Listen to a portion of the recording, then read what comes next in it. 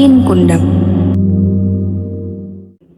Malin, seorang mahasiswa di Fakultas Hukum Universitas Saranjana yang dikeluarkan secara tidak hormat akibat suatu kasus yang melibatkan dirinya. Setelah dikeluarkan, Malin kembali ke kampung halamannya di Pulau Merah untuk bertemu ibunya.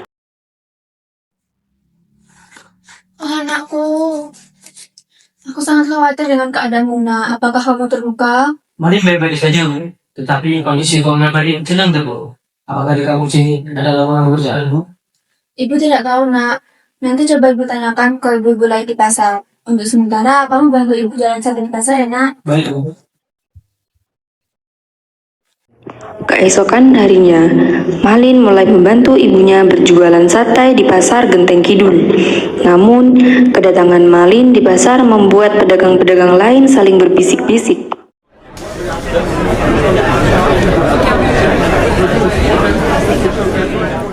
Jen, itu bukannya yang viral itu ya? Oh iya, mahasiswa FHUS itu nggak sih yang terkenal kasus di DO itu? Jujur janggal sih. Nggak nyangka sih, anaknya busung yang kelihatannya pendiam, ternyata aslinya kayak gitu ya. Kalau misalnya dia ngelamar kerja, pasti gak terima deh. Ayo, nah, jangan dengarkan kata mereka. Lebih baik kita siapkan dan hati kita. Ya, Bu. Hari mulai larut, matahari mulai tergelincir ke ufuk barat. Namun, tak satupun orang yang datang untuk membeli seporsi sate. Mereka pun pulang dengan wajah lesu. Namun, Malin baru saja teringat ada barang yang tertinggal sehingga ia kembali ke pasar untuk mengambilnya. Ini dia apa yang terjadi? Hei bro, lihat nih, gua dapat 2 digit bro. Gile, hoki banget lu. Gue aja cuma 1 digit. Iyalah bro, makanya pakai situs gacor pasti banyak menangnya bro. Oh gitu ya bro ya. Wah, kayaknya boleh juga tuh. Kalau jualan sate gini aja, nggak kayak kaya dong.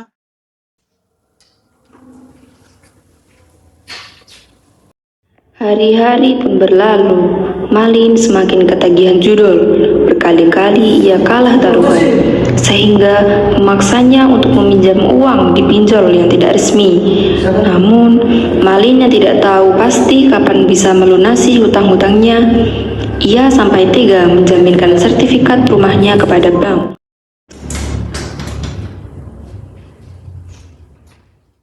Suatu ketika, Ibu Malin pulang membawa kabar gembira kepada Malin. Malin. Ibu ada kabar gembira, nak. Kabar apa Bu? Ibu baru dapat informasi kalau di negeri seberang ada seorang gubernur yang sedang mencari orang untuk menjadi asistennya. Barangkali kamu berminat, nak. Benar gak Bu? Baik, Malin akan ke sana untuk melamarnya. Malin pun berangkat ke negeri itu. Tahun demi tahun pun berlalu. Malin akhirnya pulang ke kampung halamannya dengan membawa anak perempuan sang gubernur yang rencananya akan dinikahi beberapa hari lagi. Ibu Malin dengan semangat hendak keluar rumah untuk menjemput anaknya di pelabuhan. Di tengah perjalanan, ia bertemu dengan Dini, tetangga dekatnya. Busung mau kemana? Kok kelihatan buru-buru banget? Iya nih, Din. Malin baru datang dari perantauan. Ibu mau menjemputnya. Oh gitu, kalau gitu kita pergi bersama aja, Bu. Kebetulan saya juga akan pergi ke pelabuhan. Baik kalau begitu. Setibanya mereka di pelabuhan, Malin pun turun dari kapal bersama dengan wanitanya. Oh Malin, akhirnya kamu pulang juga, nak. Hei Malin, siapa wanita tua berbaju lusuh ini? Sepertinya dia mencarimu. Enggak lah, aku mau tidak kenal dengan nanti atau apa. Kan? Hei Malin, bisa-bisanya ya kamu. Dia itu ibumu. Mana mungkin wanita tua bangka seperti ini ibumu? Jujur janggal. Wanita tua itu bukan ibuku. Tidak mungkin aku yang cerita ini memiliki ibu sekung gitu. Tega mana? Ibumu ini yang sudah membesarkanmu dari kecil. Permisi, Anda Malin ya? Iya. Mohon maaf mengganggu waktunya. Kami dari agensi Benhar ingin menyita rumah Anda yang di ujung sana, yang Anda jaminkan kepada kami untuk pelunasan hutang Anda. Apa? Kau memakai sertifikat rumah untuk jaminan pinjol? Tega kau, nak. Dasar anak durhaka. Ibumu ini yang selalu membelamu saat kau dicerca oleh orang-orang. Ibumu ini yang selalu bersusah payah untuk menafkahimu. Dan sekarang saat kau sudah sukses, ini balasan untuk beliau. Tega kau, nak. Dasar anak durhaka. Kukutuk kau dari batu.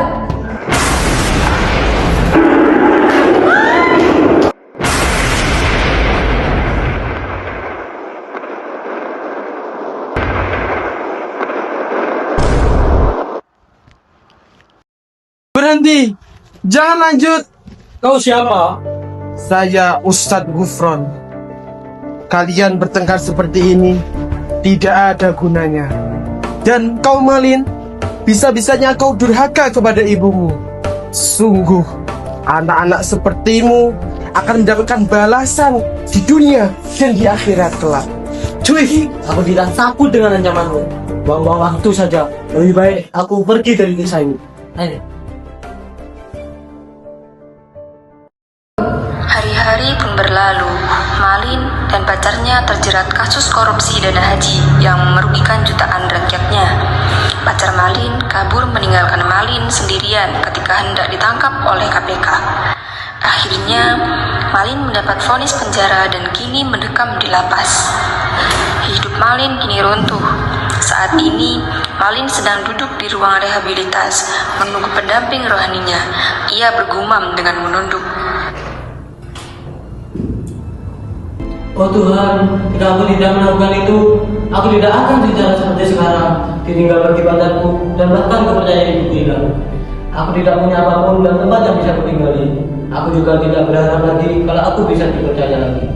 Lalu, Malin merasakan terbuka di pundaknya. Ia melihat ke samping, menatap pendamping rohaninya dengan wajah yang murung.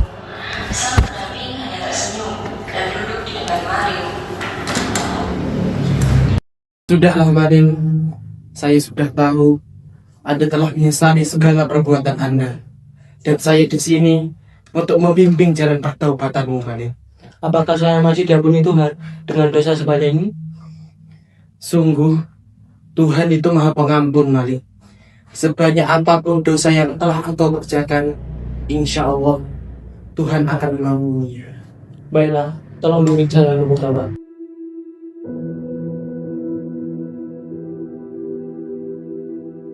Ustadz pun membimbing Malin untuk bertaubat. Tahun demi tahun pun berlalu. Sudah waktunya Malin keluar dari penjara. Ia pun memutuskan untuk kembali pulang ke kampung halamannya untuk meminta maaf kepada ibunya. Namun, ketika ia hendak menuju ke rumah ibunya, Malin berpapasan dengan Dini yang sedang membawa bunga nyekar. Hei, kau sini kan? Malin, mau apa kau di sini? Ibumu sudah tiada, Malin. Kau tidak bisa mengundangnya lagi. Hah? Maksudmu? Tiada.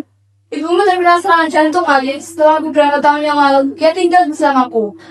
Rumahnya disita oleh bank karena untuk melunasi utang kamu.